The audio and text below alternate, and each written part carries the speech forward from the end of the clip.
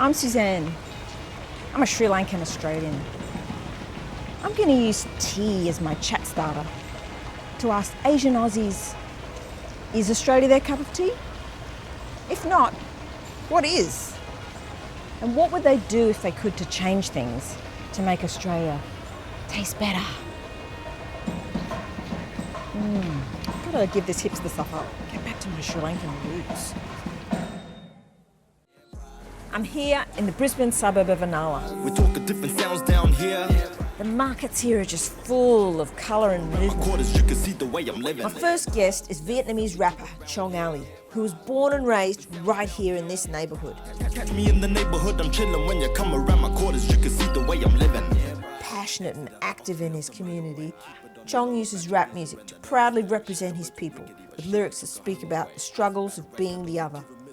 I'm making Chong a freshly brewed pot of jasmine tea because I want to find out what he means when he talks about walking the white man's walk.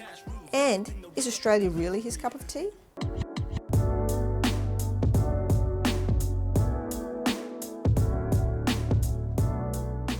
So I've made this tea that you've made for me before. I know you're more of a coffee man. Tea's Oh, better you've got when your coffee. Oh, tea's no. better when no. you're. No, don't put it in mine. You sure? I don't want coffee Have you in tried mine. it? I think it went like this last time. Coffee makes me crazy. Yeah, This is woo. the Chong Alley special. Coffee in the jasmine tea. It makes go. me crazy. Oh, no, I'm not sculling. So good. Oh, it's wicked. It's wicked stuff. It's We're so good. here in the heart of Inala. This is my favourite place to come on a Saturday morning because it always feels like I'm in Vietnam, I'm in Asia, you know. I get the smells, I get the feeling, I get the coffee tea when I'm with Chong Ali. You've said to me sometimes when you're out of your hood here in Inala that you feel like you're having to walk the white man's walk. Yeah. And I just wanted to find out what you meant by that. Like what I mean by it is like when I'm out of my sort of comfort zone and everybody sort of is familiar with what I am.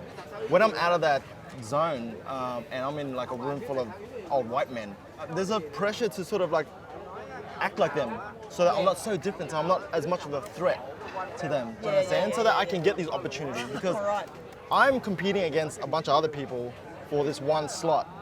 And if I'm too different and they don't understand it, it's going to be hard for me to like make a case. Let's think about it like this. When resumes go across your desk, if there's a name that's super duper foreign, it doesn't matter if they're born here or not, they've just got a foreign name.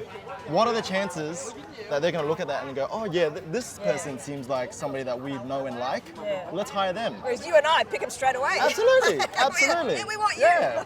I know so many friends of mine that had to change their name to like an Anglo name just to get job opportunities, man. You're like, that's, if there's a definition of walking the white man's world, that's what it is. But you don't compromise yourself with your rap music. Like you don't walk the white man's walk when you're writing your lyrics and doing your stuff. No. With your rap. See, knowledge is the key to unlock your freedom and stop the bleeding of your people. Guarantee is the shot. So whether you agree or you're not, you ain't stopping my people from reaching the top.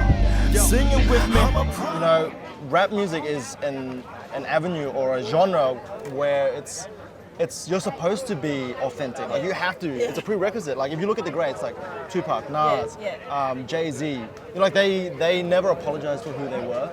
You know, they told their story wholeheartedly and like they didn't pull any punches. You know, so rap music to me like is the perfect tool to express the way I live and the way I grew up and my influences. What I'm trying to do is create classic music and.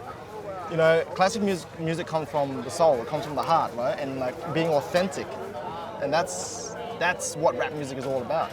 How do you get that happening through your rap music? Because I know a lot of your lyrics and the things that you bring out in your production are all about the stuff we're talking about now. Yeah, I deal with a lot of identity stuff and trying to figure out what being an Asian Australian means. Come down to Inala, come down to like Logan, come down to these areas where it's so diverse and it's so multicultural and you will understand where I'm coming from. Like my music is like a business card for people to go, oh, what's that? Like even the video clips, man, like I'm shooting around the area and I'm proud to represent where I'm from. You know, I'm proud of these people from the neighborhood and all the things that they've gone through just to earn the right to be an Australian. You like Australia though. You like. I love Australia. Here, I love Australia. I love Australia. That's why I think Australia can be better. What would you do? What would you do to make it better? Just being unapologetic and being who I am. You know, the more that we express ourselves in an authentic manner, I think people will understand. Like they will start to, like, we have to educate them. Do you know what I mean? Like, we have to let them know. What does that look like though, Chong? What does that look like? How does that happen? Just be yourself. Like, just embrace your heritage, embrace your culture. You know, like, champion the differences, and don't just try and fall back into like whatever everyone else is doing. You know, like when I talk to my mum, it's like Vietglish. It's like half Vietnamese, half English.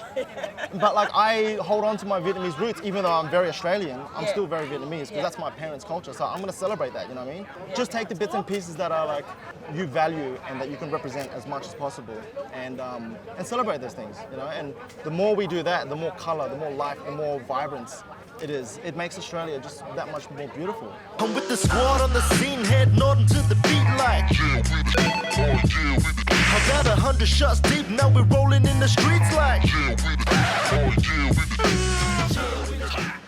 And what about the pressure that you get from your family? Is there that pressure as well to be authentically Vietnamese? Do you feel that kind of pull sometimes between having to be authentic and having to kind of work your way into a hybrid? Yeah, I think early on there was always the pressure to be more Vietnamese, whatever that means. Yeah. Because I don't know, I'm born here, Yeah. but my family and my parents, they want to hold on to their Vietnamese roots. And then they're like, you have to represent us, you have to be Vietnamese. You have to speak Vietnamese, you have to do all these Vietnamese things. And I think when I was younger, I sort of resisted that a little bit, just because like, I don't want to be a doctor, I don't want to be a lawyer, I don't want to be a dentist, like I want to rap, I want to create, I'm creative, I want to create things. So, and that sort of struggle, that finding that balance has sort of became the fuel for what I do now. So I think there is a lot of pressure for Asian Australians now still, if their parents were refugees and they did escape the war, and all they want for their kids is security, is safety, a good job. Need bras, ooh, punchlines that take your breath away. Talking different sounds and vernacular that resonate. Mama cussing in the mother tongue is never safe. You better hang on to the handle while it escalates. What's the future going to look like, Chong? What's it going to look like in 20 years' time for your kids, for the hybrid that we dream and talk about? Honestly, I think it's going to look similar to this. Like, Yeah. I mean, less Vietnam, obviously, but it's going to look like this. It's going to be, because I think we're getting to the point of where our neighborhoods and our cultures are so diverse, and then all the kids growing up, it's not different now. Everybody's different, so it's normal to be different.